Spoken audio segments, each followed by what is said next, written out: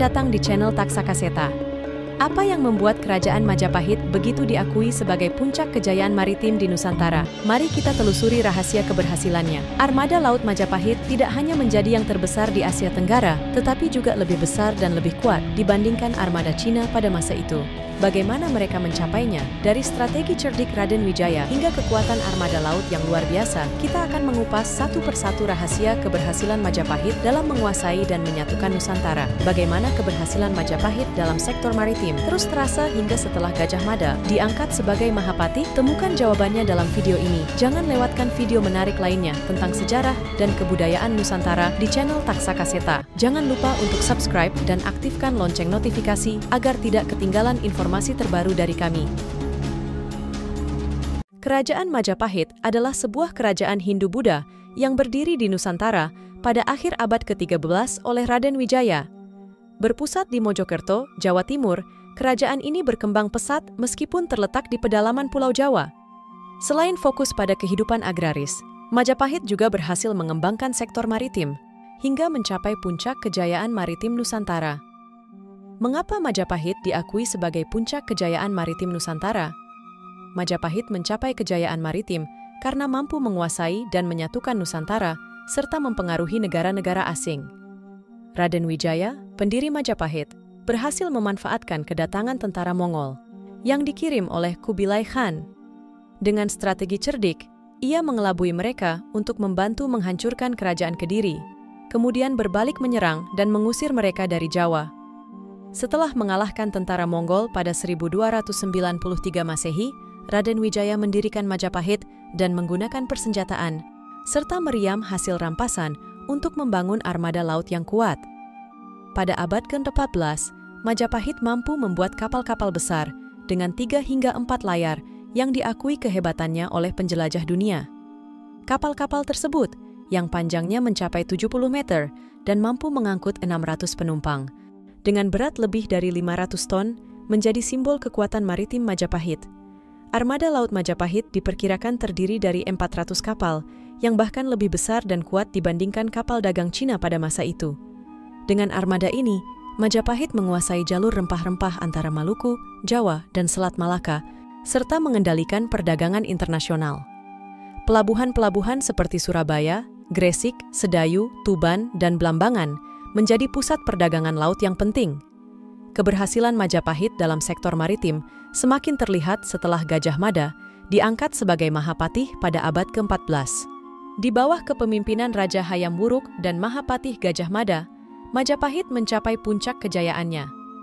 Hubungan dagang Majapahit tidak hanya mencakup Asia Tenggara, tetapi juga Jepang, yang dibuktikan dengan penemuan barang pecah belah dari porselen Jepang abad ke-13 di situs Trowulan, Mojokerto. Temuan lainnya termasuk sebilah keris purba di kuil di Okinawa, yang menunjukkan hubungan dagang Majapahit dengan kerajaan Ryukyu di Jepang bagian selatan. Dengan armada laut yang kuat, Majapahit mampu menaklukkan dan menyatukan Nusantara di bawah pemerintahan Hayam Wuruk dan Gajah Mada.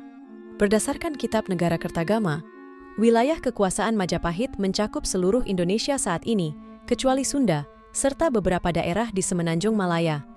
Pengaruh Majapahit juga dirasakan hingga ke Thailand, Kamboja, India, Filipina, Cina, dan Jepang.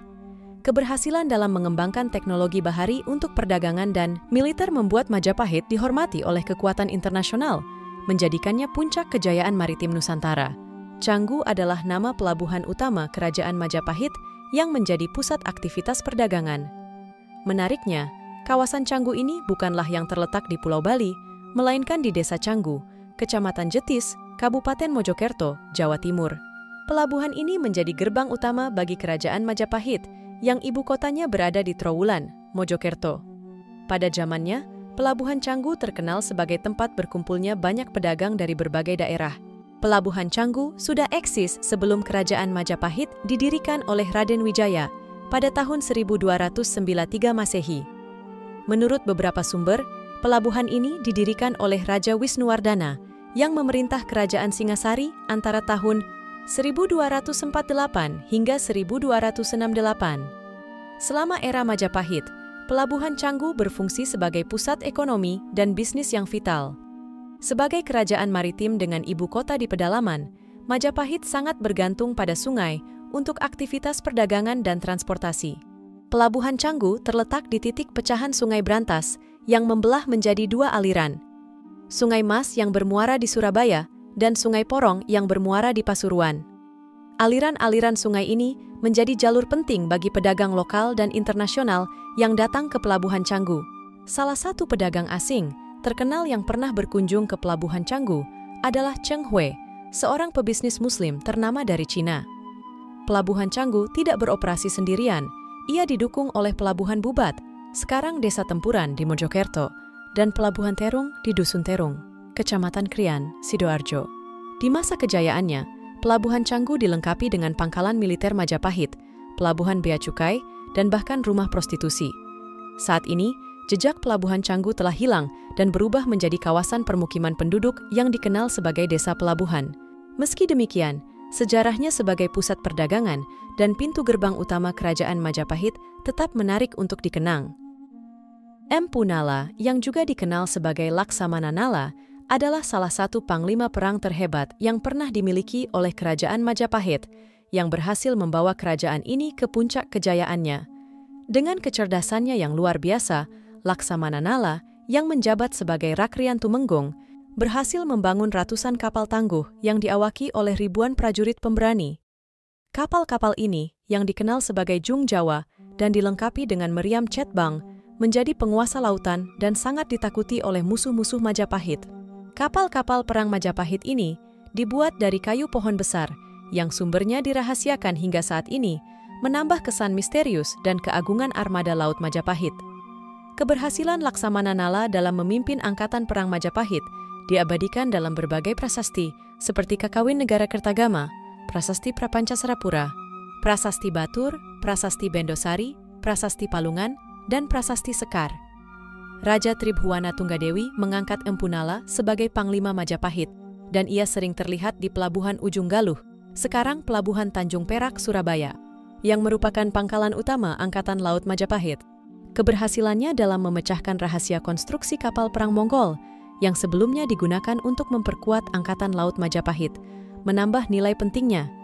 Dia menemukan kelemahan utama dari kapal perang Mongol yang berbadan gemuk, yang membuat navigasinya sulit dikendalikan. Dari penemuan ini, Laksamana Nala merancang kapal dengan bentuk yang lebih ramping, namun memiliki kapasitas lebih besar. Desain baru ini menghasilkan kapal Jung Jawa yang mampu menampung ratusan prajurit dan perbekalan untuk hidup di laut selama 1 tahun, serta mengangkut puluhan ribu kuda. Selain desain yang unggul, kapal perang Majapahit juga dilengkapi dengan meriam Cetbang, sebuah karya dari Mahapatih Gajah Mada, yang terkenal dengan daya hancurnya dalam setiap pertempuran. Meriam ini bahkan membuat para pelaut Eropa gentar saat melewati perairan Nusantara.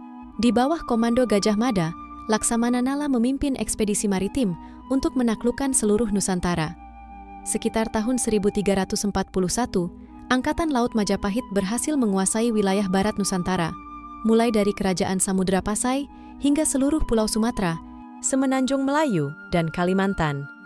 Kisah kehebatan Empu Nala sebagai Panglima Angkatan Laut Majapahit banyak dibahas dalam buku Jayaning Majapahit, Kisah Para Kesatria, Penjaga Samudra, karya Agus S. Serono, dan Majapahit Peradaban Maritim oleh Irawan Djoko. Strategi briliannya termasuk menempatkan kapal-kapal perang di 5 titik penting perairan Nusantara untuk menjaga dominasi Laut Majapahit. Pada awal kepemimpinannya, Angkatan Laut Majapahit menggunakan kapal perang peninggalan tentara Mongol. Namun, berkat inovasi Laksamana Nala, armada Laut Majapahit menjadi yang terbesar dan terkuat di Asia Tenggara, dengan sekitar 40.000 tentara. Kehebatan armada ini menjadikan Majapahit sangat disegani, bahkan hingga Kekaisaran Cina. Kecerdasan Laksamana Nala dalam menciptakan kapal-kapal canggih, meskipun tanpa pendidikan formal kelautan, menjadikan Angkatan Laut Majapahit sebagai kekuatan maritim yang legendaris hingga saat ini. Berkat tangan dinginnya, kekuatan maritim Majapahit tidak tertandingi dan tetap dikenang sepanjang masa. Perombakan Angkatan Laut Majapahit yang dipimpin oleh Laksamana Nala membawa Majapahit ke masa kejayaan di bawah pengawasan Gajah Mada. Pada periode itu, sebagai panglima perang yang cerdik, ia menerapkan strategi menempatkan kapal-kapal perang di 5 titik strategis perairan Nusantara. Armada Gugus I ditempatkan di barat Sumatera, menjaga Samudra Hindia, dan dipimpin oleh seorang laksamana dari Jawa Tengah. Armada Gugus II menjaga Laut Kidul di selatan Jawa, di bawah komando laksamana asal Bali. Armada Gugus III bertugas di perairan Selat Makassar, Ternate, Tidore, dan Halmahera, dipimpin oleh laksamana dari Makassar.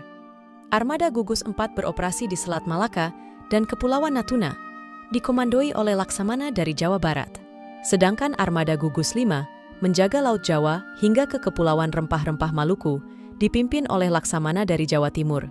Setiap armada dilengkapi dengan kapal bendera yang menjadi pusat komando tertinggi, yang mengawasi kapal penyerang, kapal perbekalan, dan pelindung kapal bendera. Pada awal kepemimpinan Empu Nala, Angkatan Laut Majapahit menggunakan kapal-kapal perang bekas tentara Mongol yang dikirim oleh Kubilai Khan untuk menaklukkan Jawa pada masa pemerintahan Kertanegara. Kehadiran Laksamana Nala sebagai Panglima Angkatan Laut Majapahit dimulai dari permintaan bantuan Gajah Mada. Sumpah Palapa yang diucapkan Gajah Mada menyadarkan bahwa kekuatan darat saja tidak cukup untuk menguasai seluruh Nusantara. Gajah Mada, dalam upaya menyatukan Nusantara, memerlukan armada laut yang kuat. Armada Laut Majapahit saat itu masih lemah, sehingga Gajah Mada meminta bantuan Laksamana Nala untuk memperkuatnya. Perkuatan ini dilakukan dengan meningkatkan kualitas dan kesejahteraan prajurit, serta memperbaiki kualitas kapal perang. Kapal-kapal Majapahit yang diciptakan oleh Empu Nala terbuat dari kayu raksasa yang tumbuh di Pulau Rahasia, menjadikannya cukup besar dan kuat untuk masa itu. Di bawah kepemimpinan Laksamana Nala, Angkatan Laut Majapahit menjadi yang terbesar dan terkuat di Asia Tenggara dengan sekitar 40.000 tentara. Kekuatan ini membuat Majapahit sangat disegani di kawasan Asia Tenggara, bahkan oleh Kekaisaran Cina. Laksamana Nala dikenal sebagai Panglima Angkatan Laut yang sangat cerdas pada zamannya. Kekuatan maritim Majapahit menjadi sangat dahsyat dan tak terkalahkan, menjadikan kejayaan Majapahit legendaris hingga kini. Kapal layar yang digunakan pada era Majapahit dikenal sebagai Jong, Jong, atau Jung Jawa, merupakan kapal tradisional berukuran besar yang dinakodai oleh pelaut Nusantara yang terampil. Pada abad ke-13 hingga 16 Masehi, para pelaut ini sudah mengenal navigasi, meskipun teknologi yang mereka gunakan tidak secanggih teknologi navigasi modern saat ini. Saat itu, navigasi untuk menentukan arah dan posisi kapal sudah dikenal. Bahkan, mereka bisa melaut hingga ke Madagaskar. Namun, teknologi navigasi tersebut masih sederhana dibandingkan dengan sekarang, ujar Anam Anis, pemerhati budaya peninggalan Majapahit. Menurut catatan sejarah, masyarakat Majapahit memiliki cara tersendiri untuk menentukan posisi kapal saat mengarungi lautan luas. Pada siang hari, posisi matahari dan kondisi geografis Nusantara menjadi acuan navigasi. Pelaut Majapahit menggunakan pulau, gunung, dan tanjung sebagai penanda arah saat berlayar menyusuri pantai. Pada malam hari, mereka mengandalkan rasi bintang tertentu di langit untuk menentukan arah. Demikianlah penjelasan mengenai kedahsyatan maritim Kerajaan Majapahit. Semoga bermanfaat.